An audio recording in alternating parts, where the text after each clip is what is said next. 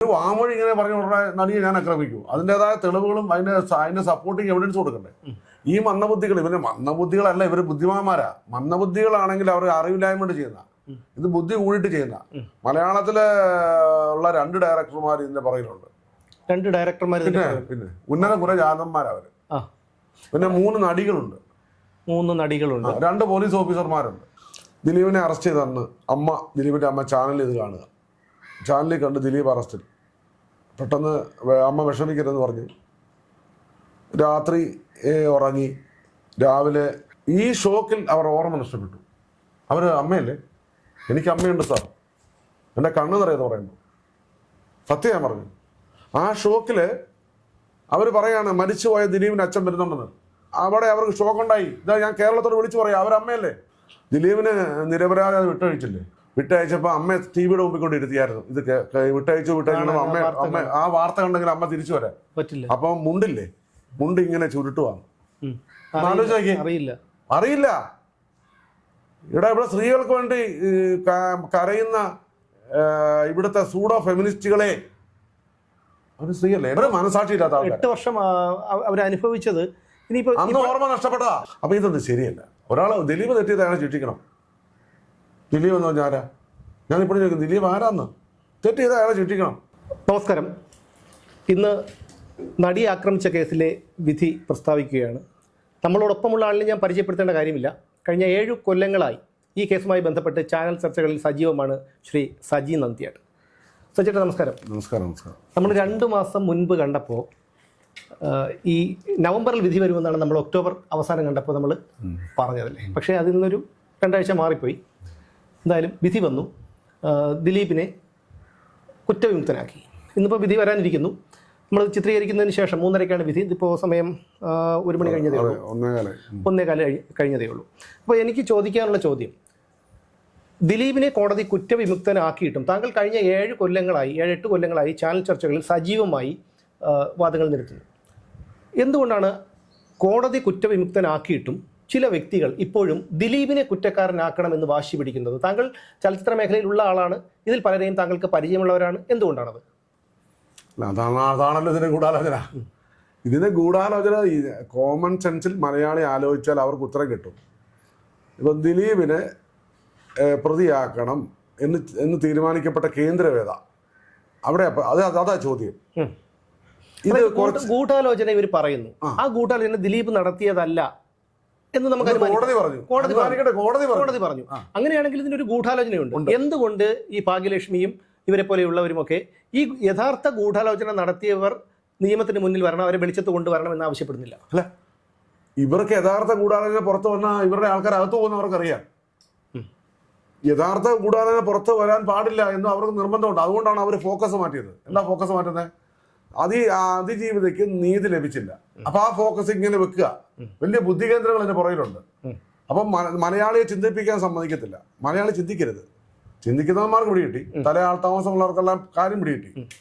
ഇവിടെ ഇവന്റെ 261 തെളിവ് എവിടെ പോയെന്ന് എനിക്കറിയത്തില്ല. പിന്നെ ഇവര് പറയാണ് സാക്ഷികളെ കൂറ് മാറ്റി കാശ് കൊടുത്തു. ദിലീപ് കാവ്യമാധവന് കാശ് കൊടുത്തു. എനിക്ക് ഇവര് പറഞ്ഞ മുഴുവൻ തമാശയുടെ ദിലീപ് കാവ്യമാധവന് കാശ് കൊടുത്ത് മാറ്റുമായിരുന്നു. ഈ കൂറ് മാറിയെന്ന് ഇവര് പറഞ്ഞ ആരൊക്കെയല്ലേ? ദിലീപ് കാവ്യമാധവൻ ദിലീപിന്റെ ഭാര്യയായിട്ട് അതേ വീട്ടിൽ താമസിക്കുന്നതാണ്. ഇവര് പറഞ്ഞ തമാശ ആലോചിച്ചേക്ക്. അനൂപിന്റെ ഭാര്യ, പിന്നെ എന്നാ ഇവരുടെ ബന്ധുക്കള്, ശരത്ത്, ഇവരുടെ അളിയന്മാർ, ഇവർക്കെല്ലാം ദിലീപ് കാശ് കൊടുത്തു. ഇവരുടെ ഈ ശരിക്കും പറഞ്ഞാല് അതുകൂടെ ബുദ്ധിയും ഇവരുള്ളവർ നമ്മെ വിളിച്ച് പറയുന്നുണ്ട്. ഏറ്റവും പറഞ്ഞാൽ ഇവര് പറഞ്ഞ് കേട്ട് വിശ്വസിക്കുന്നവർ ഇപ്പോഴും ഈ രാജ്യത്ത് ജീവിച്ചിരിപ്പുണ്ടോ എന്ന് ഞാൻ ചോദിക്കട്ടെ. ഒരാൾ തെറ്റ് ചെയ്താൽ പ്രകൃതിക്കൊരു നിയമമുണ്ട്. എന്താ നിയമം? അത് എന്തായാലും ഒരു തെളിവ് അവിടെ അവശേഷിപ്പിക്കും. ഉറപ്പല്ലേ? ഉറപ്പായിട്ടും. ഞാൻ തെറ്റ് ചെയ്താൽ അവിടെ തെളിവ് കാണും. അത് ഈ ഒരു തെളിവ് പോലും ഇല്ല, ഉണ്ടെങ്കിൽ പിടിക്കും. ഇപ്പൊ ഇവര് മുഖം മോശമായതിന് മുഖം മമ്മൂട്ടിയെ പോലെ അല്ല, അതുകൊണ്ട് കണ്ണാടി തല്ലിപ്പിടിച്ചോണ്ടിരിക്കുക. എന്തൊരു ശരിക്കും പറഞ്ഞാല് ഭയങ്കര കോമഡിയാ. നമ്മളോർത്ത് ഒരാളെ ഇങ്ങനെ ഒരാൾ ഈടെ എന്തോ ഒരു രാജി വെച്ചിട്ട് കരഞ്ഞോളാം പത്രസമ്മേളനം. സാധാരണ ഇടയ്ക്ക് നമ്മൾ സംസാരിച്ച് കഴിഞ്ഞിട്ട് സംസാരത്തിനിടയിൽ നമുക്ക് വൈകാരികത വരുമ്പോൾ നമ്മൾ പൊട്ടിക്കരയുന്നത്. ഇത് അതിനു മുമ്പേ കരയുക. ഇവരെ ശരിക്കും പറഞ്ഞാൽ ഇവരെല്ലാം കേരളത്തിലെ ജനങ്ങൾക്ക് അറിയാം. കേരളത്തിലെ ജനങ്ങൾക്കെല്ലാം അറിയാം. ഇവരുടെ ഒരു പ്രശ്നം ഇപ്പം എന്നറിയോ? ആകാശദൂതന്റെ കഥ പറഞ്ഞുകൊണ്ട് കൊടുത്തിട്ട് വൈകാരികത ഉണ്ടാക്കുക. യഥാർത്ഥത്തിൽ ചിന്തിക്കാൻ മലയാളിയെ സമ്മതിക്കത്തില്ല. യാഥാർത്ഥ്യം ചിന്തിക്കാൻ ഡെയിലി രാവിലെ 8 വർഷമായിട്ട് ദിലീപ് തെറ്റി എന്ന് പറഞ്ഞ് പഠിപ്പിക്കുക. എന്നിട്ട് ഇവര് പറയണ ഇന്നലെ ഒരു മണ്ടം പറഞ്ഞിട്ടുണ്ട്, ഒരു ചെവി തൂങ്ങി പറഞ്ഞ കേട്ട് എന്നെ തെളിവെല്ലാം പൊതുസമൂഹത്തിന് മുമ്പിൽ ചാനലിൽ കൂടെ വന്നായിരുന്നു. ഇവനെ 10 കോടി അടിക്കണം. ആലോചിച്ച് നോക്കിയേ. അല്ല വേറെ പറഞ്ഞിട്ടില്ലേ കോടതി മുറിയിൽ ജഡ്ജി ദിലീപിനെ കണ്ടപ്പോ ഇവരൊക്കെ കോടതി പോയിട്ടില്ല. ഇനി പോട്ടെ, ആ കോടതിയുടെ വരാന്ത കയറിയിട്ടില്ല. കോടതിയുടെ സൈഡിൽ കൂടെ കാണാൻ പോയപ്പോ മൂത്രശങ്ക വന്നിട്ട് കോടതിയുടെ ബാത്റൂമിൽ പോലും പോയി മൂത്രം ഒഴിക്കാത്തവനാണ്. ഇവന് കോടതി എന്താ, നിയമം എന്താ, കുറ്റപത്രം എന്താ, എഫ്ഐആർ എന്താ, ഇതിന്റെ വിചാരണയെ കുറിച്ച് ഒന്നും ഒരു ധാരണയില്ല. വെറുതെ ഷൈൻ ചെയ്യണം, കുറച്ച് പേർക്ക് ഷൈൻ ചെയ്യണം. അതുപോലെ തന്നെ ഒരു ചില വക്കീലുമാർ ഇറങ്ങിയിട്ടുണ്ട്. ഞാൻ സത്യത്തിൽ ആലോചിച്ചേ, ഇവരെ ആരാ ഈ വക്കീലാക്കിയത്? എനിക്ക് ഇതിന്റെ വക്കീലാകുന്ന വല്ല വ്യാജ സർട്ടിഫിക്കറ്റ് വല്ലതും ഉണ്ടോ എനിക്കറിയില്ല. ഒരു വക്കീലുമാരുടെ മിനിമം ഒരു എന്താ പറയാ ഒരു ഒരു ഒരു ഒരു ഒരു സ്റ്റാൻഡേർഡ് പുലർത്തട്ടെ നമ്മുടെ കോടതി. ഞാൻ അവിടെ ഒരു ചോദ്യം ചോദിച്ചോട്ടെ. അതായത് ഇപ്പോൾ ഇതൊരു രാജ്യം ശ്രദ്ധിക്കപ്പെട്ട ഒരു കേസാണ്. അതെ അതെ. അവിടെ ദിലീപ് സുപ്രീം കോടതിയിലുള്ള അഡ്വക്കേറ്റ്മാരെ ഇറക്കി വാദിക്കുന്നു. ഈ പറയുന്ന അതിജീവിതയ്ക്ക് ഒരു വില കൂടിയ ഒരു വക്കീലിനെ, അതായത് സുപ്രീം കോടതിയിൽ വാദിക്കുന്ന ഒരു വക്കീലിനെ ഇറക്കി വാദിക്കാനുള്ള ശേഷി, സാമ്പത്തിക ശേഷിയുണ്ട്. പക്ഷേ എന്നിട്ടും ഇവിടെ എന്നിട്ടും ഈ നമ്മുടെ ലിബർട്ടി ബഷീർ പറഞ്ഞത്, അദ്ദേഹം ദിലീപിനെതിരെ ചാനൽ ചർച്ചകളിൽ ആഞ്ഞടിച്ചുകൊണ്ടിരുന്ന ഒരാളാണ്. അവർ തമ്മിൽ വ്യക്തിവൈരാഗ്യമുണ്ടെന്നൊക്കെ പറഞ്ഞു കേൾക്കുന്നുണ്ട്. അതോടെ നിൽക്കട്ടെ. പക്ഷെ അദ്ദേഹം ഇപ്പോൾ ഈ വിധി വന്നതിന് ശേഷം പറഞ്ഞത്, ഞാൻ പലതവണ ഈ അഡ്വക്കേറ്റിനെ മാറ്റണം, ഈ അഡ്വക്കേറ്റിനെ മാറ്റണം എന്ന ആവശ്യം ഉന്നയിച്ചുകൊണ്ട് ഞാൻ പലതവണ IGB സന്ധ്യയെ പോയി കണ്ടിരുന്നു, തിരുവനന്തപുരത്ത് പോയി കണ്ടിരുന്നു, അതിന്റെ സാമ്പത്തിക സഹായം ഞാൻ ചെയ്യാമെന്ന് പറഞ്ഞിരുന്നു എന്നാണ് ബഷീർ വെളിപ്പെടുത്തുന്നത്. അങ്ങനെയാണെങ്കിൽ എന്തുകൊണ്ട് ഈ മിനിയെ പോലെയുള്ള ആരും അറിയാത്ത ഒരു അഡ്വക്കേറ്റിനെ ഇവർ ആ സ്ഥാനത്ത് നിന്ന് മാറ്റിയില്ല? അങ്ങനെ അഡ്വക്കേറ്റ് TV മിനിയെ സംബന്ധിച്ചുള്ള മറുനാടന് ഒരു ഇതിനകത്ത് പറഞ്ഞുള്ളൂ. സത്യം പറഞ്ഞാൽ ഞാനാണ് പോയി തൂങ്ങിച്ചത്തേനെ. കാരണം ഇടിച്ചു കയറി ചെല്ല. അതായത് പുള്ളിക്കാരി ആരും ആക്കിയതല്ല. മാത്രമല്ല പുള്ളിക്കാരി അല്ല വക്കീല്, അജയകുമാർ സാറാ. അജയകുമാർ സാർ ഒരു മോശം വക്കീലാണെന്ന് ഞാൻ പറയില്ല. കാരണം അദ്ദേഹം അത്യാവശ്യം ഞങ്ങൾ ചാനൽ ചർച്ചകളൊക്കെ. പിന്നെ ഒരു കുഴപ്പമുള്ളത്, ഇവർ ചാനൽ ചർച്ചയിൽ പങ്കെടുത്തവരെ മാത്രം കൊണ്ടിരുത്തി കൊടുത്തു. കാരണം ഇതിനകത്ത് യാഥാർത്ഥ്യമൊന്നുമില്ല. ഞാൻ പറഞ്ഞല്ലോ, 2 പബ്ലിക് ഹൗസുകൾ രാജിവെച്ചു പോയി. ഇവരുടെ ക്ലെയിമാണ്. അതെന്തൊക്കെ പ്രശ്നം ഉണ്ടായിട്ടാണ്. സത്യം പറഞ്ഞാൽ ഞാൻ അറിഞ്ഞത് പറയാം. പബ്ലിക് ഹൗസ് കൂട്ടാറ് നോക്കുമ്പോൾ ഇതിനകത്തൊന്നുമില്ല, ഉള്ളി തൊളിച്ചോലെയാ. ഇതൊരു ഫാബ്രിക്കേഷൻ സ്റ്റോറിയാണെന്ന് അവർക്ക് ചിലപ്പോൾ മനസ്സിലായി കാണും. അവരുള്ള വണ്ടി പിടിച്ച് അവർ രക്ഷപ്പെട്ടു. ഞാൻ ഒറ്റ ചോദ്യം ഇവിടുത്തെ വക്കീലുമാരെല്ലാം കേൾക്കുന്ന ഒരു ചോദ്യമാണ്. അതായത് എൻ്റെ മോൻ വക്കീലാണ്, ഞാൻ നിയമം പഠിച്ചവനാണ്. ഒരു സക്സസ് റേറ്റ് ഉണ്ടാക്കാൻ ദിലീപിന്റെ കേസ് പോലൊരു കേസിൽ ദിലീപിനെ ശിക്ഷിപ്പിക്കാൻ പറ്റിയാൽ അത് അവരുടെ ജീവിതത്തിൽ എന്നും അവർ തലമുറയോളം അത് പറഞ്ഞുകൊണ്ടിരിക്കുന്ന ഒരു സംഭവമല്ലേ. അവരതിന് പിന്മാറുന്ന കാരണം എന്താ? അവർക്കറിയാം തെളിവ് അതായിരിക്കണം അതിന്റെ പ്രധാന കാരണം. ഇപ്പം ജഡ്ജിമെന്റ് ഒരു നമുക്കറിയാം, ഇവര് ചാനലിൽ വൈകുന്നേരം കുറച്ച് പേര് ഇരിപ്പുണ്ട്. ഇവരെല്ലാം കൂടി തീരുമാനിച്ചിരിക്കുകയാണ് ആരെ ശിക്ഷിക്കണം ആരെ ശിക്ഷിക്കേണ്ടത്. ഈ ചാനലുകാരല്ല തീരുമാനിക്കുന്നത്. ഞാൻ എൻ്റെ രാജ്യത്തെ സ്നേഹിക്കുന്നു. എൻ്റെ രാജ്യത്ത് ജനാധിപത്യ രാജ്യമാണ്. 50-ൽ ഇന്ത്യയിൽ ഭരണഘടന വന്നു, 51-ൽ ഇന്ത്യ റിപ്പബ്ലിക്കായി പ്രഖ്യാപിച്ചു. റിപ്പബ്ലിക്കായി പ്രഖ്യാപിക്കാൻ സ്വന്തമായി ഭരണഘടനയുള്ള രാജ്യങ്ങൾ റിപ്പബ്ലിക്കായി പ്രഖ്യാപിക്കത്തുള്ളൂ. എൻ്റെ രാജ്യത്തിന് കോടതികൾ സ്ഥാപിച്ചു. എന്തിനാ കോടതികൾ സ്ഥാപിച്ചേ? ആ കോടതി എന്ന സ്ഥലത്തുനിന്ന് പുറപ്പെടുവിക്കുന്നത് ജസ്റ്റിസാണ്. അവിടെ അനീതിയും നീതിയും തമ്മിൽ മത്സരിക്കുമ്പോൾ ഇതിൽ അനീതി ഏത് നീതി ഏത്? കോടതിയിൽ ഒരിക്കലും ന്യായം ഫയൽ ചെയ്യാറില്ല. ഉണ്ടോ? ഇല്ല. കോടതിയിൽ അന്യായം ഫയൽ ചെയ്യാറില്ല. ഈ വിവരദോഷികളൊക്കെ ആര് പറഞ്ഞു? ഇവര് ശരിക്കും പറഞ്ഞാല് അത് എനിക്ക് ഏറ്റവും ശരി ഒരുത്തം പറഞ്ഞ് നിന്ന് കരയുവാണ്. ആരോ ജഡ്ജി എഴുന്നേറ്റ് നിന്ന് ദിലീപ് വന്നപ്പോൾ ശരിക്കും പറഞ്ഞാൽ ആ കോടതി ഇരുന്ന വക്കീലുമാരുടെ 1-2 പേര് പറഞ്ഞു ഇവർക്കൊക്കെ എന്തെങ്കിലും അതായത് ദിലീപിന് ഏതാണ്ട് മാക്സിമം മാനസികമായി അവിടെ ഇത് പറഞ്ഞ ജഡ്ജി എല്ലാവരും വരുമ്പോൾ എഴുന്നേക്കും. ജഡ്ജി എഴുന്നേൽക്കുന്നത് തൊഴും. നമ്മളെല്ലാവരും എഴുന്നേൽ പരസ്പരം തൊഴും. കാരണം ജഡ്ജി നമുക്ക് അതീതനല്ലെന്നും ജനാധിപത്യത്തിൽ ഇവർ നമുക്ക് വേണ്ടി ജീവിക്കുന്ന നമ്മളെ പ്രൊട്ടക്ട് ചെയ്യാനുള്ളവരാണെന്നും അവർ നമുക്ക് മേൽ സുപ്രീമസി ഉള്ളവരല്ലെന്നും കാണിക്കാൻ വേണ്ടിയിട്ടാണ് ഇങ്ങനെ ജഡ്ജി നമ്മളെ തൊഴുന്നത്. അപ്പൊ നമ്മളെല്ലാവരും തൊഴും. കോടതി പോകാത്തവർ കോടതി അമ്മ എന്ന് 2 അക്ഷരത്തിൽ 5 തെറ്റ, അമ്മയ്ക്ക് ആകെ 2 അക്ഷരം. ഇവരാണ് ജഡ്ജിയൊക്കെ വിമർശിക്കുന്നത്. ഇവന്മാരിലകത്ത് നോക്കും. ഇത് പറഞ്ഞിട്ടുണ്ട്, എല്ലാകത്ത് പോകാൻ പോവാ. ബൈജു കൊട്ടാരക്കര ഈടെ കോടതി പോയി കരഞ്ഞതായിരുന്നു. ക്ഷമിക്കണമെങ്കിൽ ഞാൻ മേലിൽ പറഞ്ഞു. പുള്ളി ഇപ്പൊ വീണ്ടും തുടങ്ങിയിട്ടുണ്ട്. ഇപ്പൊ ഞാൻ പരാതി കൊടുക്കും. ഇതെല്ലാം ഞാൻ പരാതി കൊടുക്കാൻ പോവാ. എല്ലാം നോട്ട് ചെയ്തോണ്ടിരിക്കുക. അതില് ഈ ജഡ്ജി എണീറ്റ് ദിലീപിനെ തൊഴുതു എന്ന് പറയുന്ന വ്യക്തി അത് അയാളുടെ വിവരദോഷം കൊണ്ട് അയാൾ പറഞ്ഞു. പക്ഷെ അതിന് വിവരദോഷം ഞാൻ പറയത്തില്ല. മാധ്യമങ്ങൾ അതിന് വിവരദോഷം ഞാൻ പറയത്തില്ല. വിവരമില്ലല്ലോ പിന്നെ ഇങ്ങനെ ദോഷം എന്ന് പറയും. അല്ല, അതിനെ മാധ്യമങ്ങൾ എതിർക്കുന്നില്ല. മാധ്യമങ്ങൾക്ക് അവിടെ തിരുത്താം. പക്ഷെ മാധ്യമങ്ങൾ അത് ശരിയാണെന്ന മട്ടിൽ ജനങ്ങളിലേക്ക് എത്തിക്കുകയാണ്. ഇവരുടെ പ്രശ്നം എന്താ? ഈ ശരിക്കും നമ്മൾ ആലോചിച്ചായിരുന്നോ ഇവരുടെ ഒരു വലിയ പ്രശ്നം ദിലീപിനെതിരായിട്ട് എന്തെങ്കിലും ഉണ്ടെങ്കിലും അതങ്ങ് ചെന്നോട്ടെ, ജനങ്ങളിലേക്ക് അങ്ങ് ചെന്നോട്ടെ എന്ന് പറയും. ഇപ്പൊ കഴിഞ്ഞ ദിവസം ഞാൻ ചോദിച്ചത് വേറെ സാധനം ഡ്രോണ്. അതിനെക്കുറിച്ചാണ് ഞാൻ ചോദിക്കാൻ വന്നത്. നമ്മൾ അതിലേക്ക് വരാം.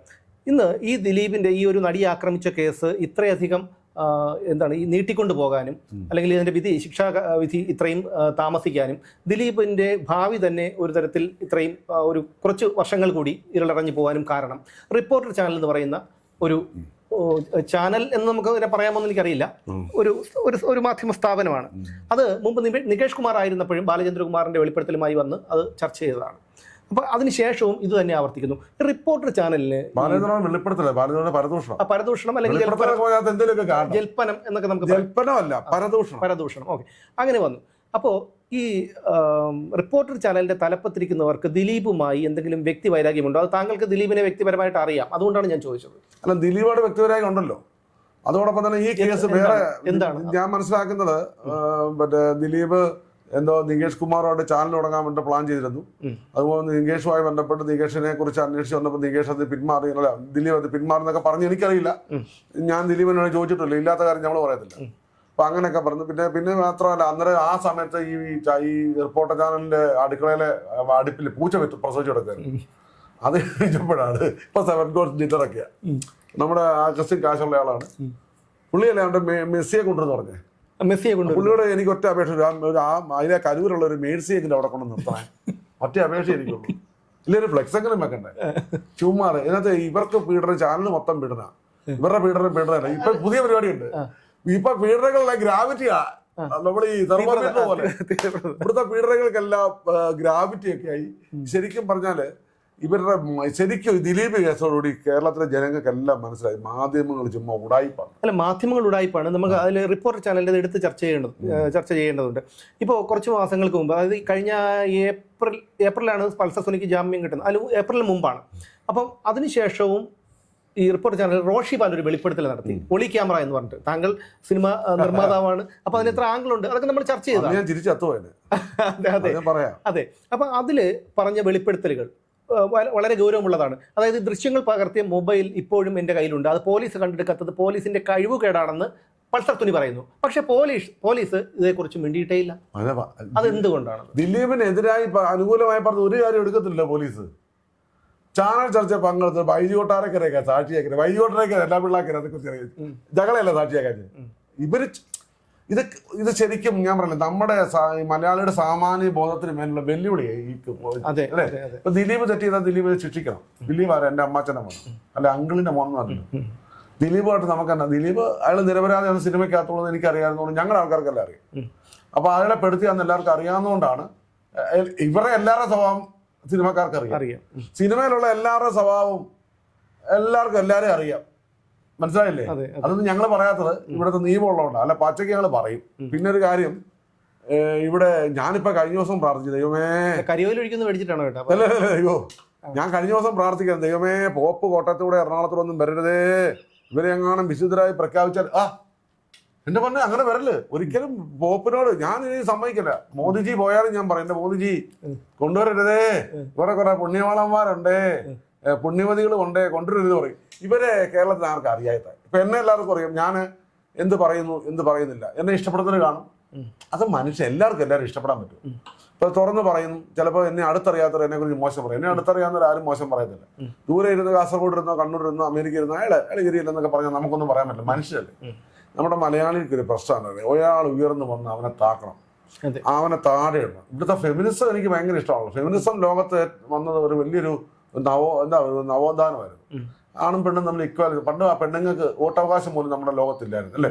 അതിന് പറഞ്ഞത് they are physically and mentally weak എന്നാണ് പറഞ്ഞത്. പക്ഷെ അവരും ആണുങ്ങൾക്ക് തുല്യമായി വരുന്ന ഒരു അവസ്ഥയാണ് പഴയ കാലത്ത്. അതിനാ ഫെമിനിസം. ഇവിടുത്തെ സൂഡോ ഫെമിനിസമാണ് എന്ന് പറഞ്ഞാൽ അടിച്ച് താക്കണം. എനിക്ക് ഏറ്റവും ഇഷ്ടപ്പെടുന്നത് ദിലീപ് സിനിമയിൽ നിന്ന് വന്നവരെല്ലാം 5-6 കെട്ടി വരാം. എനിക്ക് ഇത് വരച്ച് സിനിമക്കാരാണ് അവര് പറയാറ്. ദിലീപ് വരെ സിനിമയിൽ നിന്ന് വന്ന മുഴുവൻ 3 താളി കെട്ട് ഭാര്യയെ ഉപേക്ഷിച്ച് പെമ്പിള്ളാരെ ഉപേക്ഷിച്ച് കാണുന്ന വഴിയെല്ലാം നടന്ന് ഉള്ള ലഹരിയെല്ലാം ഉപയോഗിച്ച് നടക്കുന്നവരെ വന്ന് പറഞ്ഞത് ശിക്ഷിക്കപ്പെടണം. ദിലീപ് 2 കെട്ടിട്ടുള്ളൂ. അത് അയാൾ മാന്യമായി ഡൈവേഴ്സിന് ശേഷമാ ദിലീപ് ശിക്ഷിക്കപ്പെടണം. ഇവരുടെ തെറ്റുകളും കുറവുകളും ഇപ്പൊ ഞാൻ സിനിമയിൽ ഒരാളോട് ചോദിച്ചത്, ഇവർക്ക് ഒത്തിരി കുറ്റവും ഉണ്ടല്ലോ, ഇവരെന്തിനാ ഈ സിനിമ വന്ന് ഇവർ ദിലീപിനെ കുറ്റം പറഞ്ഞു.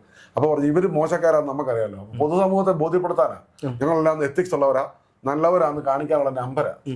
പിന്നെ നമ്മുടെ ഇത് എന്നാ ഈ പൾസർ സുനിക്ക് കൊട്ടേഷൻ കൊടുക്കുക, ഇതൊക്കെ ഒരു ഉഗ്ര നാടകം.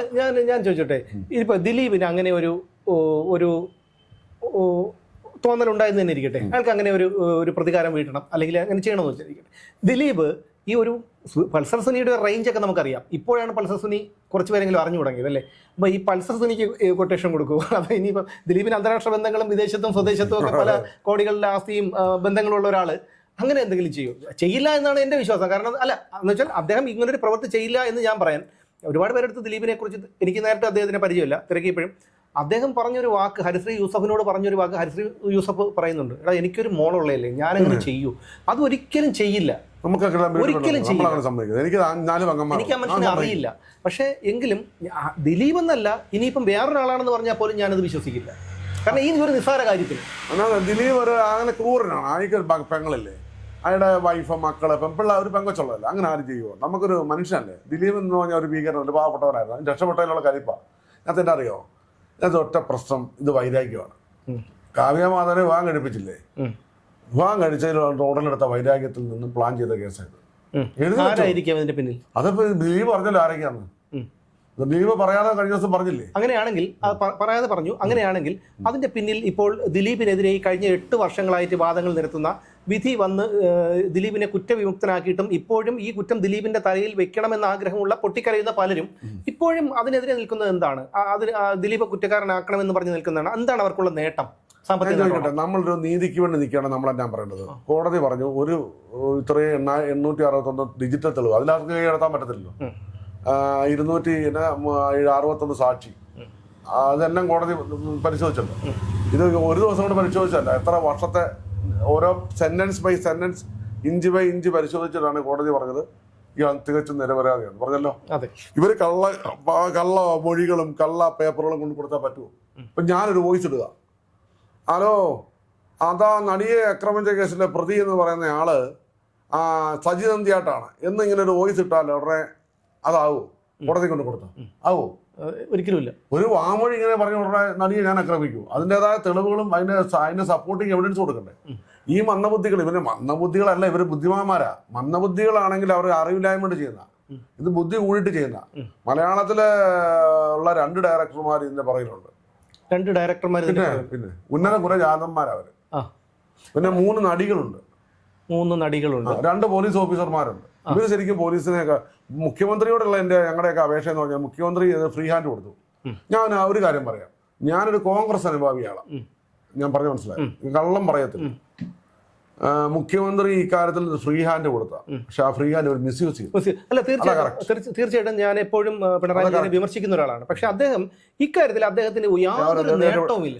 ആ മനുഷ്യന് ഇത് അറിഞ്ഞു കാണില്ല. രാഷ്ട്രീയ നേട്ടത്തിനായി പലരും പ്രോസിക്യൂഷൻ പരാജയപ്പെട്ടു എന്നൊക്കെ പറയുന്നുണ്ടെങ്കിലും പ്രോസിക്യൂഷൻ എന്നാ തേങ്ങാക്കൂല ഇരുന്നത്. കാരണം പാവം അവരെ, ഞാൻ പറഞ്ഞേ പ്രോസിക്യൂഷൻ എങ്ങനെ കുറ്റം പറഞ്ഞത്. ഞാനൊരു കാര്യം ചോദിക്കട്ടെ, ഞാൻ എൻ്റെ ഉച്ചയ്ക്ക് വീട്ടോട് കയറി വന്നിട്ട് എൻ്റെ ഭാര്യയോട് ചോദിക്കുക കരിമീൻ വറുത്തുണ്ടോ എന്ന് ചോദിക്കാൻ പറ്റുമോ? ഞാൻ കരിമീൻ മേടിച്ചുകൊണ്ട് കൊടുക്കണ്ടേ? വേണ്ടേ? ഇവിടെ പ്രോസിക്യൂഷന്റെ ഉത്തരവാദിത്വം അല്ല തെളിവ് ശേഖരിക്കേണ്ടത്, പോലീസിന്റെയാ. അതിന് എന്നാ തേങ്ങാപ്പെണ്ണ കൊണ്ടായിട്ടാ കൊണ്ട് കൊടുക്കണ്ടേ? വല്ലതും കൊണ്ട് കൊടുക്കണ്ടേ? വീട്ടിൽ കൊണ്ട് ഏതായാലും മേടിച്ചു കൊടുത്താലേ നമുക്ക് വല്ല വെച്ച് തരത്തുള്ളൂ, വീട്ടമ്മ അല്ലേ. ഇത് പ്രോസിക്യൂഷൻ ഒരിക്കലും ഞാൻ കുറ്റം പറത്തില്ല. പിന്നെ രണ്ടാമത്തെ കാര്യം, അഡ്വക്കേറ്റ് ടി വി മിനിയൊക്കെ പോലെയുള്ള ആൾക്കാർ, അവർക്കൊന്നും അതൊന്നും ഞാൻ പറയുന്നില്ല. അതായത് ഞാൻ ചോദിച്ചോട്ടെ, ഈ പറയുന്ന പറഞ്ഞിട്ടുണ്ട് ഭാഗ്യലക്ഷ്മിയും അതുപോലെയുള്ള ഇപ്പോഴും ദിലീപ് കുറ്റം ചെയ്തു എന്ന് വിശ്വസിക്കുന്ന, ദിലീപിന് ശിക്ഷ കിട്ടണമെന്ന് ആഗ്രഹിക്കുന്ന അതിജീവിതയോടൊപ്പം നിൽക്കുന്നു എന്ന് പറയുന്നത് എന്തുകൊണ്ടാണ്? ഇതിന്റെ പിന്നിലുള്ള മേഡം വെളിച്ചത്ത് വരണം, അല്ലെങ്കിൽ ഗൂഢാലോചന വെളിച്ചത്ത് വരണം. അതെ, ദിലീപ് അല്ലെങ്കിൽ ആരെന്ന് ചോദിക്കാത്ത, അതാണ് എന്റെ ചോദ്യം. ഞാൻ സിവിൽ എഞ്ചിനീയർ ജനറൽ സെക്രട്ടറി ആയിരുന്ന ആളാണ്. ഞാനാണ് 2 വർഷം വരുമ്പോൾ 450 സിനിമയോളം പ്രോജക്ട് നോക്കി സൈൻ ചെയ്ത ആളാണ്. സൈനിങ് അതോറിറ്റി ആയിരുന്നു. എല്ലാ പടവും സൈൻ ചെയ്യുമ്പോൾ എന്നെ തെറി വിളിച്ചവർ വരെ അതിനകത്തുണ്ട്. സൈൻ ചെയ്യുമ്പോഴും ഞാൻ എൻ്റെ ദൈവമേ ഇവനെ കാത്തുകൊള്ളണേ എന്ന് പറയും. ഒരു കാര്യം എന്ന് പറഞ്ഞാൽ ദിലീപിന്റെ രാമലീല പുറത്തിറങ്ങിയ സമയത്ത് ദിലീപിനെതിരെ അപ്പോഴാണ് ഈ ബാലേന്ദ്രകുമാറിന്റെ വെളിപ്പെടുത്തൽ വരുന്നത്. വെളിപ്പെടുത്തൽ അടിപൊളി കേട്ടോ. വെളിപ്പെടുത്തലോ ക്ഷമിക്കണം, പരദൂഷണം ശരി, അങ്ങനെ ആയിക്കോട്ടെ, അങ്ങനെ പറയല്ലേ, അങ്ങനെ ആയിക്കോട്ടെ. ആ സംഭവം പറയല്ലേ, ആ സംഭവം വരുന്നത് അതിലേക്ക് വരാം. അപ്പോ വന്ന് പറയുന്നുണ്ട്. വന്ന് പറയുമ്പോഴും ഈ ഭാഗ്യലക്ഷ്മിയൊക്കെ പറയുമ്പോഴും ഭാഗ്യലക്ഷ്മി അന്ന് രാമലീലയിൽ നായകന്റെ അമ്മ കഥാപാത്രത്തിന് ഡബ് ചെയ്ത് പണം വാങ്ങിയിട്ടാണ് വന്നിരുന്നത് പറയുന്നത്.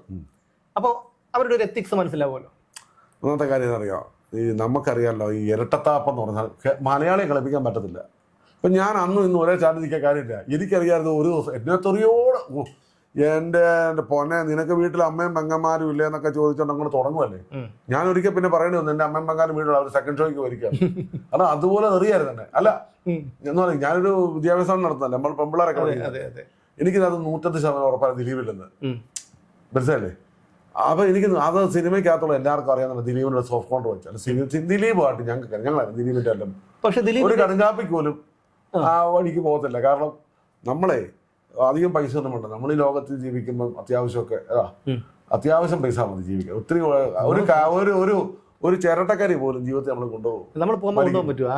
നാളെ ജനം പറയും ആ സജീന്ദ്രന്റെ മോനെ ഓട്ടാന്ന് പറയും, അയ്യോ ആ കള്ളന്റെ മോനാ എന്ന് എന്റെ മക്കളെ കുറിച്ച് പറയരുത്. വേറൊരു കാര്യമുള്ളത്, ഇവിടെ നമ്മുടെ സമൂഹത്തിൽ എത്തിക്സ് പോയി കേട്ടോ. നല്ലത് പറയുന്നവനെ തെറിയ ഇവിടെ വിളിക്കാമറ. അയ്യോ അതെനിക്ക് ആവശ്യം. അല്ല, അതായത് ഇപ്പൊ താങ്കളുടെ ട്രോള് വൈറലാണ്. അതായത് റിപ്പോർട്ടർ ചാനൽ ചർച്ചയ്ക്കിടയിൽ താങ്കൾ പറയുന്നത് എന്ന് ചോദിച്ചോട്ടെ, എന്തൊരു കുറ്റവാളി, ഏതൊരു കുറ്റവാളിയോ ആയിക്കോട്ടെ, ആ കുറ്റവാളി അത് ഇപ്പൊ ദിലീപിനെ കുറ്റവിമുക്തനാക്കിയതിനു ശേഷം അദ്ദേഹത്തിന്റെ വീടിന്റെ മുകളിൽ ഡ്രോൺ പറത്തുകയാണ്. അതിന് ഡ്രോൺ പറത്തിയിട്ട് മൊട്ടയായിരുന്നു. അയാളെ അങ്ങനെ പറയാൻ കഴിയും? വിദ്യാഭ്യാസം കൊണ്ട് ഒരു മനുഷ്യൻ ഒരിക്കലും ഒരു നല്ല മനുഷ്യനാകാൻ കഴിയില്ല, സംസ്കാരമുള്ളവനാകാൻ കഴിയില്ല എന്ന് തെളിയിച്ചത് ഈ അരുൺ പറഞ്ഞത്. അതിന് വിമർശനം ഉണ്ടായപ്പോൾ അരുൺ പറഞ്ഞത് സൗകര്യമില്ല എന്നാണ്, ഇനിയും ചെയ്യും എന്നാണ് അരുൺ പറഞ്ഞത്. എന്താണ് താങ്കൾ അതിനെക്കുറിച്ച് കൊടുത്ത മറുപടി? വളരെ വൈറലായി. എന്താണ് എനിക്ക് തോന്നുന്നത് എല്ലാവരും എനിക്ക് തോന്നുന്നത് എന്തോ 10,000-കണക്കിന് ഇൻസ്റ്റാഗ്രാം ഗ്രൂപ്പുകളിൽ വിദേശ രാജ്യങ്ങൾ മലയാളി 2025 ഏറ്റവും കൂടുതൽ കണ്ട വൈറൽ വീഡിയോ അതാണ്. ഞാനൊരിക്കലും വൈറലാകാൻ വേണ്ടിയൊന്നും അല്ല. സ്മൃതി എന്ന് പറഞ്ഞാൽ അവര് ഞങ്ങൾ എത്രയോ വർഷമായിട്ട് ചർച്ചയ്ക്ക് ഇരിക്കുന്നത്. ഭയങ്കര ധാഷ്ട്യ ഈ ചാനലുകാരുടെ ധാരണ അവരാണ് ഈ രാജ്യത്ത് കാര്യങ്ങളൊക്കെ തീരുമാനിക്കുന്നത്. ഇവിടുത്തെ ജനങ്ങളെല്ലാം ഇവർ പറഞ്ഞ് വിശ്വസിക്കുന്ന മണ്ടന്മാരാണ് ഇവര്. ഒരു കാര്യം, നമ്മുടെ ഭരണഘടന അനുസരിച്ച് നമ്മുടെ ഭരണഘടനയിൽ ഒരു വലിയ അവകാശമുണ്ട്. ആ അവകാശത്തിന്റെ ഇംഗ്ലീഷിൽ പറഞ്ഞത് right to privacy. Right to privacy എന്ന് പറഞ്ഞാൽ സ്വകാര്യം സംരക്ഷിക്കാൻ ഓരോ പൗരൻ, റൈറ്റ് ടു ഫാമിലി ലൈഫ്. ഇങ്ങനെയുള്ളിടത്ത് ദിലീപിന്റെ അമ്മയ്ക്ക് 90 വയസ്സാകാറായി. ദിലീപ്, ഞാനൊരു ആകാശത്തിന്റെ കഥ പറയട്ടെ? പറഞ്ഞോ. എന്നോട് കഴിഞ്ഞ ദിവസം അനൂപിന്റെ വൈഫ് പ്രിയ പറയായിരുന്നു, എന്നെ സഹിച്ചേട്ടാ ഞങ്ങൾക്ക് അങ്ങനെ എന്തൊക്കെ പറയാം, ഞങ്ങൾ അനുഭവിച്ച വേദനകൾ. ദിലീപിന്റെ ഇളയ മോളും മീനാക്ഷി മൂത്ത മോള് മഞ്ജു ദിലീപിലുള്ള കുഞ്ഞ് മദ്രാസിൽ പോയി പഠിക്കുന്ന കാര്യം ആർക്കെങ്കിലും അറിയാമോ? അവര് കോളേജുകളിൽ സ്കൂളിൽ ചെല്ലുമ്പോൾ മറ്റുള്ളവര് പീഡകന്റെ മകൻ എന്നൊരു ധ്വനി പറ്റില്ലേ എന്ന് പറഞ്ഞുകൊണ്ട്, എന്നാലും നല്ല മാനേവന്റായിരുന്നു പറഞ്ഞു. അങ്ങനെ ഒരു വിഷമം കുട്ടികൾക്ക് എന്തെങ്കിലും ചോദ്യം വന്നാലോ നോർത്താ കൊണ്ടാക്കി. അടുത്തൊരു വലിയ കാര്യം പറയാം. ദിലീപിനെ അറസ്റ്റ് ചെയ്ത അന്ന് ദിലീപിന്റെ അമ്മ ചാനലിൽ ഇത് കാണുക. ചാനലിൽ കണ്ട് ദിലീപ് അറസ്റ്റിൽ. പെട്ടെന്ന് അമ്മ വിഷമിക്കരുതെന്ന് പറഞ്ഞ് രാത്രി ഉറങ്ങി. രാവിലെ അനൂപ് പോയി. അപ്പോൾ പ്രിയ എന്ന് നോക്കുമ്പോൾ അമ്മയെ കാണുന്നില്ല. അമ്മ വീടിൻ്റെ ഗേറ്റിൻ്റെ അവിടെ പോയി നിൽക്കുക. അല്ല, ആ മോനേക്കാത്തല്ല. ഇപ്പോൾ ഇവർ വന്ന് പുറകെ വിളിച്ചു, അമ്മ എന്താ നിൽക്കുന്നത് ഇവിടെ എന്ന് ചോദിച്ചാൽ പറഞ്ഞു, അയ്യോ അച്ഛൻ വരുന്നുണ്ട്, അച്ഛൻ മരിച്ചു പോയാ. അപ്പം ഈ ഷോക്കിൽ അവർ ഓർമ്മ നഷ്ടപ്പെട്ടു. അവർ അമ്മയല്ലേ, എനിക്ക് അമ്മയുണ്ട് സാർ, എൻ്റെ കണ്ണ് നിറയെന്ന് പറയുന്നു. സത്യം ഞാൻ പറഞ്ഞു. ആ ഷോക്കിൽ അവർ പറയാണ് മരിച്ചുപോയ ദിലീപിൻ്റെ അച്ഛൻ വരുന്നുണ്ടെന്ന്. അവിടെ അവർക്ക് ഷോക്കുണ്ടായി. ഇതാ ഞാൻ കേരളത്തോട് വിളിച്ചു പറയാം, അവരമ്മയല്ലേ. എനിക്ക് 3 വർഷം എൻ്റെ അമ്മ മരിച്ചു പോയിട്ട്. എനിക്കത് ഭയങ്കര വിഷമമുള്ള കാര്യമാണ് അത് കേട്ടപ്പോൾ. ഇവിടെ കുറച്ച് ആൾക്കാർക്ക് ഒരു മനസാക്ഷിയില്ല. നിങ്ങളുടെ കണ്ണ് നിറഞ്ഞ് എൻ്റെ കണ്ണ് നിറഞ്ഞു. സത്യം ഉണ്ടായ കാര്യമാണ്. എന്നിട്ട് അടുത്ത രസം കേട്ട് ദിലീപിന് നിരപരാധി വിട്ടയച്ചില്ലേ. വിട്ടയച്ചപ്പോൾ പ്രിയ എന്നോട് പറഞ്ഞൊരു കാര്യമാണ്. വിട്ടയച്ചപ്പോൾ അമ്മ ടിവിയുടെ മുമ്പിൽ കൊണ്ട് ഇരുത്തിയായിരുന്നു. ഇത് വിട്ടയച്ചു അമ്മ ആ വാർത്ത കണ്ടെങ്കിൽ അമ്മ തിരിച്ചു വരാൻ പറ്റില്ല. അപ്പം മുണ്ട് ഇങ്ങനെ ചുരുട്ടുവാണ്. അറിയില്ല. ഇവിടെ സ്ത്രീകൾക്ക് വേണ്ടി കരയുന്ന ഇവിടുത്തെ സൂഡോ ഫെമിനിസ്റ്റുകളെ, ഒരു സ്ത്രീയല്ലേ. എനിക്ക് എൻ്റെ അമ്മ വലുതായിരുന്നു. എൻ്റെ അമ്മ 3 വർഷമായി മരിച്ചിട്ട് ഞാൻ എത്ര രാത്രി വന്നാലും ഞാൻ വരാതെ ഉറങ്ങത്തില്ലായിരുന്നു. അപ്പം നമ്മുടെ അമ്മമാരെന്ന് പറയുന്നത്, അമ്മമാർ നഷ്ടപ്പെടുമ്പോൾ നമുക്ക് എന്നെ വിഷമം അറിയും. ഒരു മനസാക്ഷി ഇല്ലാത്ത 8 വർഷം അവരനുഭവിച്ചത് അന്ന് ഓർമ്മ നഷ്ടപ്പെട്ടാ. ഇവർ ഇന്ന് വരെ ദിലീപ് ഫാമിലിയോ ഇന്ന് വന്ന സമൂഹത്തോട് പറഞ്ഞിട്ടുണ്ടോ ഇവർക്ക് വൈകാരികത, ഇവർക്ക് സെന്റിമെന്റ്സ് പറഞ്ഞിട്ടുണ്ടോ? ഇല്ലല്ലോ. ഉണ്ടോ? ഇല്ല. ദിലീപിന്റെ മകളെന്താ ദിലീപിനോട് നിൽക്കുന്നത്? പൊതുസമൂഹത്തിന് തന്നെ ബോധമില്ലേ? ബോധമുള്ള പൊതുസമൂഹം ഉണ്ട് കേട്ടോ. ഞാൻ ചോദിക്കുന്നത്, സുമേഷിന്റെ ഭാര്യയും തമ്മിൽ ഡൈവേഴ്സ് ആയിരിക്കട്ടെ, സപ്പോസ് അങ്ങനെ ആകരുത്. സുമേഷിന്റെ ഡൈവേഴ്സ് ആയ മക്കൾ ആരോടെ നിൽക്കുന്നറിയോ? ഭാര്യയോടെ നിൽക്കുന്നു. അതിനകത്ത് നിയമമൊന്നും അവിടെ പ്രശ്നമല്ലേ? ഇതെല്ലാം എല്ലാത്തിനും ഞാൻ പറഞ്ഞത് എല്ലാം ഉണ്ട്. ഇപ്പൊ ഒരു കാര്യമുണ്ട്, എനിക്കത് വളരെ വിഷമമുള്ള കാര്യമാണ്. മിനിഞ്ഞാന്ന് എന്നോട് പ്രിയ പറഞ്ഞു, അതല്ല ഞാൻ ചാനലിൽ പറഞ്ഞത്. ഇത് ആദ്യമായിട്ട് ഞാൻ വെളിപ്പെടുത്തുക, അവരോട് ചോദിക്കാതെ കേട്ടോ ഇല്ല ഞാൻ വെളിപ്പെടുത്തിയത്. അപ്പൊ ഇതൊന്നും ശരിയല്ല. ദിലീപ് തെറ്റിയത് അയാളെ ശിക്ഷിക്കണം. ദിലീപ് എന്ന് പറഞ്ഞാൽ ആരാ? ഞാനിപ്പോഴും ചോദിക്കും, ദിലീപ് ആരാന്ന്? തെറ്റിയത് അയാളെ ശിക്ഷിക്കണം. അല്ല, അത് തന്നെയാണ് നമ്മൾ കൂട്ടി നിൽക്കാൻ പറ്റും. അതിനാണല്ലോ ഇവിടെ കോടതി ഉള്ളത്.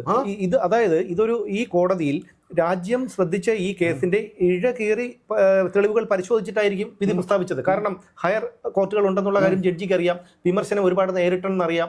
അപ്പൊ അതുകൊണ്ട് തന്നെ ജഡ്ജി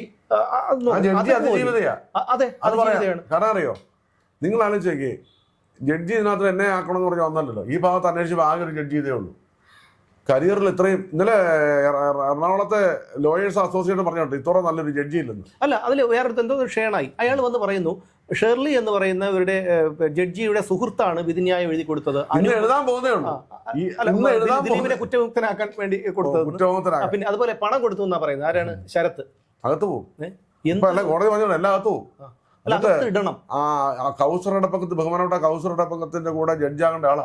5 വർഷം അവരുടെ സർവീസ് നശിപ്പിച്ചു. 5 വർഷം ഹൈക്കോടതി ജഡ്ജാകേണ്ട ആളാ. ഞാൻ പലപ്പോഴും അവരെ കുറിച്ച് ഓർത്തിട്ടുണ്ട്. കാരണം ഞങ്ങളെ ഒരു കേസിൽപ്പെട്ട ഞങ്ങളുടെ ഒരു കേസ് അവരുടെ ഇതിന് മുമ്പിലായിരുന്നു, അവരുടെ മുമ്പിലാണ് ഞങ്ങളെ ഒരു വാർത്താ സംബന്ധമായിട്ടുള്ള ഒരു കേസ്. അപ്പൊ ആ കേസിൽ ഞാൻ ആലോചിച്ചു, ഇതേ ഈ സ്ത്രീ ഇത്രയും അപവാദങ്ങൾ, അതായത് എന്താ ഒരു വളരെ മോശമായിട്ടുള്ള അശ്ലീല തരത്തിലുള്ള അപവാദങ്ങൾ വരെ ദിലീപുമായിട്ട് ബന്ധപ്പെടുത്തി ഇവരെയും ശ്രീലേഖ മേഡത്തിനെയൊക്കെ പറഞ്ഞിട്ടുണ്ട്. അപ്പോൾ അന്നൊന്നും ഒരു ഫെമിനിസ്റ്റുകളും ഇല്ല, ഇവിടെ നിയമ സംവിധാനങ്ങളില്ല, പോലീസ് ഇല്ല, ഒന്നുമില്ല.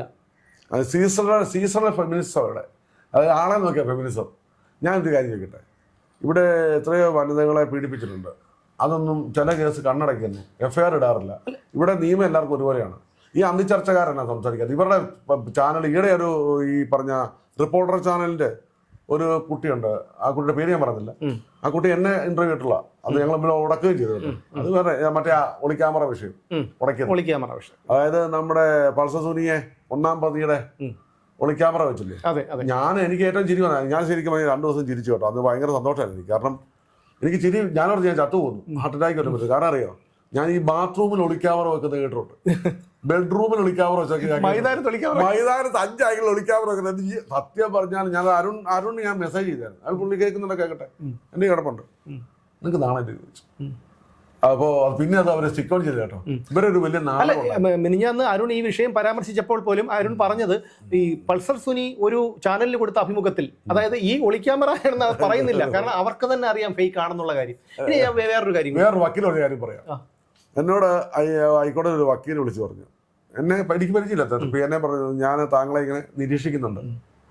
ഇവർ കുറച്ച് ആദ്യമേ എനിക്കറിയാം ഈ കേസിലൊന്നുമില്ല, കാരണം അങ്ങനെ ഉണ്ടെങ്കിൽ ഇവർ പൊതുസമൂഹത്തിലെ ഈ കേസ് ഇങ്ങനെ വലിച്ചു വരാൻ ഇടത്തില്ലായിരുന്നു. അതായത് മാക്സിമം ഇവരുടെ കഥയെല്ലാം പൊതുസമൂഹത്തെ അറിയിച്ചിട്ട് ദിലീപിനെ ശിക്ഷിച്ചില്ലെങ്കിൽ ഇപ്പോൾ സോഷ്യൽ പ്രഷർ കോടതിക്ക് ഉണ്ടാക്കുക. എന്നിട്ട് കോടതിയിൽ നോക്കുമ്പോൾ പൊതുജനം മുഴുവൻ ഈ ദിലീപ് പ്രതിയാണെന്ന് ഒരു ബോധ്യം വന്നിരിക്കും. ഇനിയും കോടതി എതിര് പറഞ്ഞാല് കോടതിക്ക് കുഴപ്പമാണെന്ന് കോടതി ഇവനെ ശിക്ഷിക്കണം. അതാ പറഞ്ഞേ.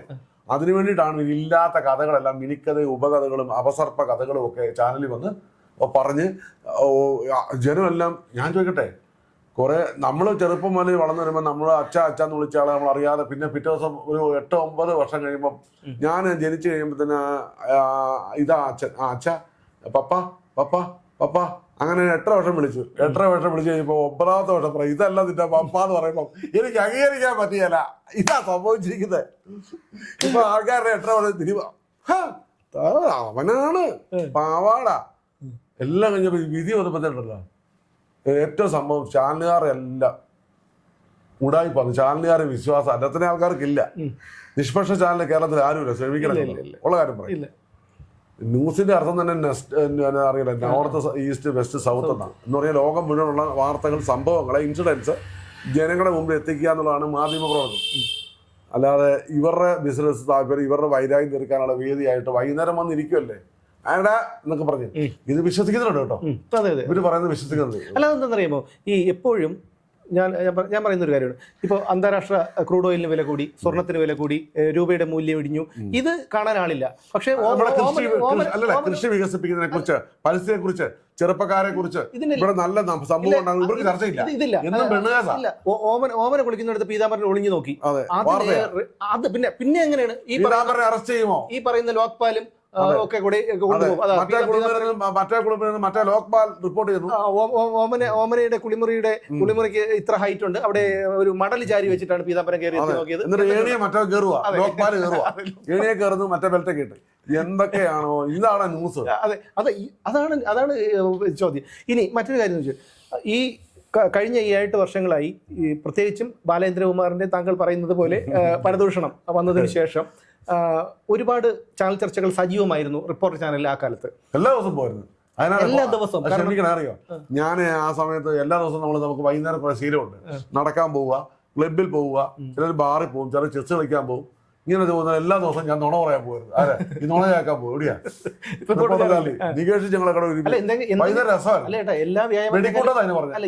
എല്ലാ വ്യായാമത്തിനേക്കാളും ഒന്ന് ആരോഗ്യമുള്ളത് നമുക്ക് ചിരി അത് ചടച്ചിരിക്കുന്നുണ്ടല്ലോ. അയ്യോ, എനിക്ക് ഈ നുണ കേൾക്കാൻ വേണ്ടി തന്നെ പോകും. നുണ പറയാൻ ആയുസ് കൂട്ടുമെന്നാണ്. അതുകൊണ്ടാണ് പോയത്. എത്ര വർഷമാണെന്നറിയോ ഞങ്ങൾ വൈകുന്നേരം ഇരുന്നേ. അതായത് മറ്റു ചാനലൊക്കെ പറയാത്തപ്പോഴും ഞങ്ങൾ 8 മണിക്ക് ഞാൻ, രാഹുൽ ഈശ്വറെ, അജയകുമാർ സാറ് ഇവരെല്ലാം ഒരുമിച്ചിരിക്കും. പിന്നെ ചെല്ലമേശ്വർ നല്ല മനുഷ്യമാണ്. കാരണം ചാനലിൽ പോയി എനിക്ക് ഇഷ്ടപ്പെട്ട ഒരു മനുഷ്യൻ, നല്ല ജെന്റിൽമാനാണ്. പിന്നെ ഇവരുടെ മറ്റേ പാല്, ഈ ലോക്പാൽ നമ്മളുടെ ലോക്പാൽ, പുള്ളി അവർക്ക് ആകെ ഒരു റൂമേ ഉള്ളൂ. അപ്പുറത്ത് നിന്നും ലോക്പാൽ ന്യൂസിലൻഡിൽ നിന്നും റിപ്പോർട്ട് ചെയ്തു. വേറൊരാള് ഈ സുപ്രീം കോടതി, ഇവരിപ്പുറത്താ നിൽക്കുന്നത്. അല്ല, അന്നത്തെ കാലത്ത് ഞാൻ പറഞ്ഞു കേട്ടിട്ടുണ്ട്, അതായത് ഒരു കോട്ടയേ ഉള്ളൂ, അത് അത് ഇട്ടിട്ട് മറ്റേ ആൾ കൊണ്ടിട്ട് ഞാൻ പറഞ്ഞു അവരെ കളിയാക്കല്ല. അങ്ങനെ ചെയ്യാൻ പാടില്ല, അങ്ങനെ ചെയ്യാൻ പാടില്ല.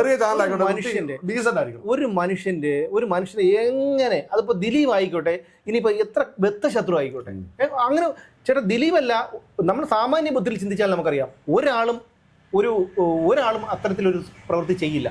അങ്ങനെ ചെയ്യണമെങ്കിൽ കടുത്ത പകയുണ്ടായിരിക്കണം. അതുപോലെ ബുദ്ധി ദിലീപിനില്ല. പിന്നെ അത്രയും ബുദ്ധിയുള്ള സ്ക്രിപ്റ്റ് റൈറ്റർ എഴുതി കൊടുത്തത്.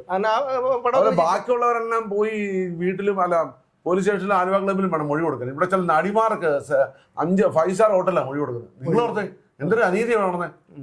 അല്ല, അന്നത്തെ ഈ ചാനൽ ചർച്ചകളിൽ സജീവമായി പങ്കെടുത്തിരുന്നവരാണ് ലിബർട്ടി ബഷീർ. കൊട്ടേഷൻ വരും. ഇവിടെ കുറച്ച് പേര് പറയണേ, ദിലീപ് ഞങ്ങളെ കൊല്ലും, നേരിട്ട് കണ്ട ഇവരെ ആർക്ക് വേണം, ഇവരെ കൊല്ലുക എന്നൊക്കെ പറഞ്ഞാൽ അതിന് പേര് അങ്ങ് തൂങ്ങിച്ചെത്തച്ചേ പോലെ. ഇപ്പൊ എനിക്കിട്ടിപ്പോ കള്ളക്കേസ് വരാം, ഞാനാള് ഇറങ്ങിയത് കള്ളക്കേസ് എന്നെ കൊടുക്കാൻ ഇങ്ങനെ തന്ത്രം നടത്തിക്കൊണ്ടിരിക്കുക. അതാ ഇങ്ങോട്ട് വരട്ടെ, മനസ്സിലല്ലേ, ഇത് വേറെ ജീനാ. അപ്പോ ഈ പിന്നെ ആലപ്പി അഷ്റഫ് ഒക്കെ നിരന്തരം പറഞ്ഞോട്ടെ അതാണ് ഞാൻ അത് ചോദിക്കുന്നത്. ഇവരെല്ലാവരും നിരന്തരം അടിച്ചുകൊണ്ടിരുന്നതാണ്. ആലപ്പി അഷ്റഫൊക്കെ നേരിൽ കണ്ടതുപോലെയാണ് പുള്ളി അത് വിവരിച്ചത് കാര്യങ്ങളൊക്കെ. പക്ഷേ ഇപ്പൊ വിധി പുള്ളിയുടെ ഒരു വഴി വെച്ച് എനിക്ക് തിരിയാ. ശരിക്കും പറഞ്ഞാല് ഈ ചാലിയാർ ഉറക്കുന്നത് നമുക്കൊന്നും ബുദ്ധിയില്ലതാണോ? അല്ലെ, അതില് ഞാൻ ചോദിക്കാൻ വന്നത്, ഇത്രയും വർഷം പറഞ്ഞു, ഈ പറഞ്ഞിട്ട് വിധി ദിലീപിനെ വെറുതെ വിട്ടുകൊണ്ടുള്ള ഒരു വിധി പ്രസ്താവിച്ച് കഴിഞ്ഞതിന് ശേഷം അദ്ദേഹം വന്ന് ക്ഷമ പറയുകയാണ്. അപ്പൊ അദ്ദേഹത്തിന് ഉത്തമ ബോധ്യം ഉണ്ടായിരുന്നു, ഇതില് യാതൊരു കഴമ്പുമില്ല എന്ന് പുള്ളിക്ക് ഉറപ്പുണ്ടായിരിക്കുമ്പോഴാണ് അദ്ദേഹം വന്ന് വാദിച്ചതെന്ന്, അദ്ദേഹം വന്നിട്ട് എതിരായി പറഞ്ഞത് എന്നല്ലേ നമുക്ക് മനസ്സിലാക്കേണ്ടത്. ആലപ്പി അഷ്റഫ് ഞാൻ പറഞ്ഞില്ല, നമ്മൾ ഒരാൾക്ക് തെറ്റ് പറ്റി ഞാനത് തിരിയുന്നു. വിനയൻ പറഞ്ഞല്ലോ, വിനയൻ ചേട്ടൻ പറഞ്ഞല്ലോ, ചേട്ടാ തെറ്റ് പറ്റി എന്ന് പറഞ്ഞ കാര്യമുണ്ട്. അത് നമ്മളിപ്പോൾ ഒരു ചെറിയ ഒരു പിഴ പറ്റി, ഒരു ദിവസം പറ്റി, അത് അബദ്ധം. മറ്റേത് നമ്മളത് ആവർത്തിച്ചാൽ അഹങ്കാരം. ആലപ്പി അഷ്റഫൊക്കെ ദിലീപ് കുറ്റക്കാരനല്ലെന്ന് മനസ്സിലാക്കി കഴിയുമ്പോൾ നിലനിൽപ്പിന് വേണ്ടി മാറുന്ന, അതായത് ഇവർക്കൊക്കെ പേഴ്സണൽ. ഇത്രയും വർഷങ്ങൾ അയാളെ പറഞ്ഞതിന് പകരമാവോ ആ ക്ഷമ? എവിടുന്ന്? ഇതൊക്കെ ചുമ്മാ അഭിഭാഷിക്കല്ലേ. എന്തിനറിയോ, ദിലീപിനോട് പകയുള്ളവരായിരുന്നു എല്ലാവരും. രണ്ടാമത്തെ കാര്യം, ദിലീപിനോട് പേഴ്സണൽ പകയാണ്. അല്ലാതെ ദിലീപ് ഒരു തെറ്റ് ചെയ്തെങ്കിൽ എനിക്ക് പേഴ്സണൽ പകയില്ല. ദിലീപിനോട് തെറ്റ് ചെയ്താൽ ഞാൻ പറയും തെറ്റാന്ന് പറയും.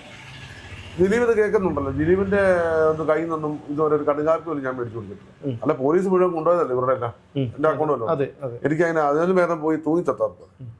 ഞാൻ ആരുടെയും ഭിക്ഷയ്ക്ക് പോയി നിൽക്കത്തില്ല. അന്ന് ഞാൻ തൂങ്ങിച്ചാവും. അല്ല, എന്തിനാന്ന് നമ്മൾ അയ്യേ വല്ല താഴെ നാണ, അതിലിപ്പോ ആണത്തം പോകും. രണ്ടാമത്തെ കാര്യം, നമുക്ക് എന്താ പറയുന്നത്, കാടിയാണെന്ന് മൂടിക്കുടിക്കണം. വേറെ അറിയരുത്. അതിജീവിതയെ കൂട്ടുകാരനായ ദിലീപ് ബലാത്സംഗം ചെയ്താലും അതിജീവിതയ്ക്ക് ഇത്രയും പ്രശ്നം വരത്തില്ല. ഇവരെന്നാ വർത്താനേ പറഞ്ഞു. പൾസസുനി പിന്നെ അകന്നൊരാളാണോ ബന്ധമുണ്ടോ നമുക്കറിയത്തില്ല. ദിലീപ് കൂടെയുള്ള ഒരാൾ നേരിട്ട് ബലാത്സംഗം ചെയ്താലും കുഴപ്പമില്ല. എന്നാൽ ഇത് അവരെല്ലാം വർത്തമാനം ഈ പറഞ്ഞ് അവരെ ഓടിച്ച ആൾക്കാർ. കാരണം സിനിമയിൽ ആത്മാർത്ഥയിൽ അതുകൊണ്ടാ ഈ കാണുമ്പോൾ ഉള്ള കെട്ടിപ്പിടുത്തോ എല്ലാം തട്ടിപ്പ. ചുമ്മാ കാണുമ്പോഴേ ഹായ് ഹൂയി ആരെ വിശ്വസിക്കാതിരിക്കുക എന്റെ പ്രശ്നമേ അല്ല. ദിലീപായിട്ട് എനിക്ക് യാതൊരു ബന്ധം ഉണ്ടായിരുന്നില്ല. ഏതാ സത്യസന്ധമാണ് പറഞ്ഞത്. എനിക്ക് ദിലീപായിട്ട് ആ സമയത്ത് ബന്ധമില്ല. കണ്ടോ, കാലം സാക്ഷി ചരിത്രം സാക്ഷി ഞാൻ പറയുന്നു. ഈ എന്താ പറയാ, ഇതിനകത്ത് കാലത്തിന്റെ കാവ്യനീതി നടപ്പിലാകാൻ പോകുന്ന എപ്പോഴാണ് അറിയാം. പൾസസുനി എല്ലാം ശിക്ഷിക്കപ്പെടും. കുറെ നാൾ കഴിയുമ്പോൾ പൾസസുനി പറയും എന്നെ കൊണ്ട് അങ്ങനെ ജയിച്ചതാന്ന് പൊതുസമൂഹത്തിന് പറഞ്ഞില്ല. നമ്മളെ ഉണ്ടാവുമെന്ന് അറിയില്ല. നമ്മളുടെ 10 നമ്മളൊക്കെ ഇവിടെ ഉണ്ടാവുമെന്ന് അറിയില്ല. ഞാൻ പറഞ്ഞത് ഇതേ മൂടി വെക്കപ്പെട്ട സത്യങ്ങൾ 1000 നാവോടുകൂടി 1000 നാവുള്ള അനന്തനെ പോലെ തിരിച്ചു വരും. നീ എത്ര കഴുകനെ പോലെ പറന്നുയർന്നാലും നീ താഴെ വരും.